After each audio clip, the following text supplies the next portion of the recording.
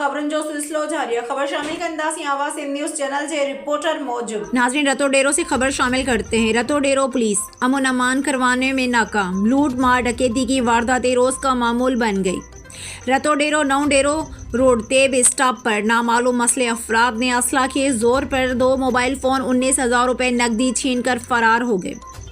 रतो डेरो rice mill के मालिक शंकर लाल और मजदूरों सिकंदर घांगरो, ममन जुमन जलबानी, अब्दुल वाहिद जोयो और दीगर मजदूरों का एहतजाज।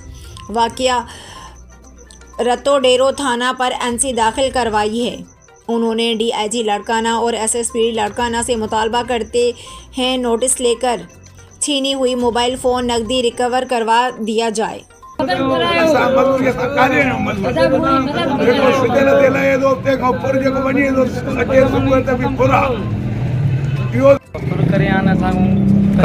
भी थे भाई लाड़ी गाँव टच मोबाइल भी खसी दूँ पैसा भी खसिया दूँ 1000 और 18,000 रुपया खसिया दूँ नंढे भाग मुझे गाँव मजदूरी आ पैसा होया तव्हां काॾे पिया वञो? असां ॻोठो अचूं पिया कम थी पिया अचूं। अच्छा, हो घणा ॼणा हुया? उहे 2 ॼणा हुया।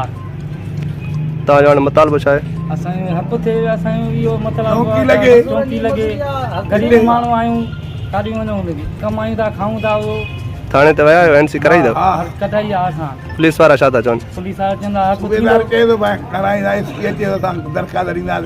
कराईंदासीं 18,000 हुया खीसे में उहो कढी आहे बसि।